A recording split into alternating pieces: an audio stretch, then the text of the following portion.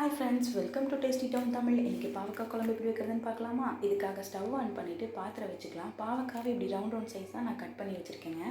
Oil add பண்ணிக்கலாம். Oil add பண்ணிட்டு அந்த ஆயில்லேயே அந்த பாவக்காவை நல்லா வதக்கி எடுத்துக்கலாம். அப்போ தான் அந்த பாவக்காவோட ரா ஸ்மெல் நம்மளுக்கு தெரியாதுங்க. பாவக்காவோட கசப்பு தன்மையும் நம்ம அவ்வளோக்கா தெரியாது.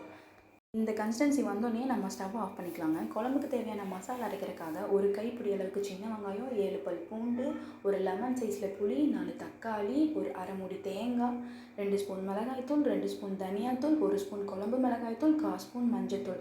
இதுதாங்க தேவையான பொருள். இதை தாளித்து விடுறதுக்காக நம்ம ஸ்டவ் ஆன் பண்ணிக்கலாம். பாத்திரம் வச்சுட்டு ஆயில் ஆட் பண்ணிக்கலாம்.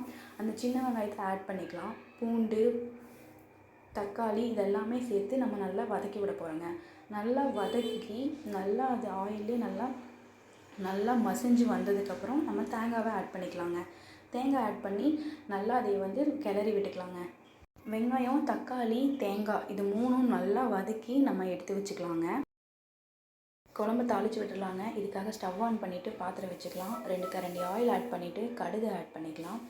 கடுகு நல்லா பொரிஞ்சு வந்ததும் கருவேப்பிலை ஆட் பண்ணிக்கலாம். மீடியம் சைஸில் ஒரு பெரிய வெங்காயத்தை நீல வாக்கில் கட் பண்ணி எடுத்து வச்சுருக்கேங்க. இப்போ அதையும் நம்ம ஆட் பண்ணிக்கலாம். வெங்காயம் நல்லா வதங்கி கண்ணாடி பதம் வந்ததும் நம்ம எடுத்து வச்சுருக்க பாவக்காவையும் இதிலேயே ஆட் பண்ணிக்கலாங்க. பாவக்காவையும் நல்லா இதிலேயே போட்டு வதக்கி எடுத்துக்கலாங்க. பாவக்காய் நல்லா ஆயிலில் ஆல்ரெடி நல்லா வதக்கி எடுத்துருப்போங்க. நம்ம இதுலேயே இப்போ ஆட் பண்ணிக்கலாம். இதில் ஆட் பண்ணும்போது ஃபுல்லாகவே நம்மளுக்கு பாவக்காய் நல்லா வெந்து வந்துடுங்க. இப்போது நம்ம கரைச்சி வச்சுருக்க புளித்தண்ணியை ஆட் பண்ணிக்கலாங்க. இந்த புளித்தண்ணியிலே நல்லா பாவக்காய் நல்லா வெந்து வந்துடும். புளித்தண்ணியோட நல்ல பச்சை வாசனையும் நல்லா போயிருங்க. புளித்தண்ணி நல்லா கொதித்து வந்ததும் பாவக்காவும் அதுலேயே வெந்துருங்க. புளித்தண்ணியோட பச்சை வாசனமும் நல்லா போய் வந்திருக்குங்க. இந்த ஸ்டேஜில் நம்ம எடுத்து வச்சுருக்க மசாலா பொருள் எல்லாத்தையும் நம்ம ஆட் பண்ணிக்கலாங்க. மசாலா பொருள் எல்லாத்தையும் ஆட் பண்ணோன்னா நல்லா கிளறி விட்டுக்கோங்க. அந்த மசாலோட பச்சை வாசனை நல்லா போய் நல்லா கொதித்து வெந்து வரணுங்க பாவக்காய். இந்த ஸ்டேஜில் நம்ம எடுத்து வச்சுருக்க வெங்காயம், தக்காளி, தேங்காய் அதை அரைச்சிட்டு வந்துடலாங்க. அரைச்சிட்டு வந்து அந்த பேஸ்ட்டையும் நம்ம ஆட் பண்ணிக்கலாம்.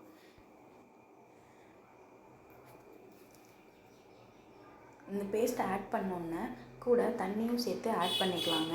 பாவக்காய் குழம்புக்கு தேவையான தண்ணியும் நம்ம சேர்த்து ஆட் பண்ணிக்கலாம். வேணுங்கிற அளவுக்கு உங்களுக்கு தேவையான அளவுக்கு ஆட் பண்ணிக்கோங்க. நான் கொஞ்சம் திக்னஸாக தான் குழம்பு வைப்பேன், அதனால் நான் கொஞ்சம் அளவாக ஊற்றிக்கிறேன். உங்களுக்கு தேவையான அளவுக்கு தண்ணி மாதிரி வேணும் அப்படின்னா தண்ணி கொஞ்சம் ஜாஸ்தியாகவே ஆட் பண்ணிக்கோங்க.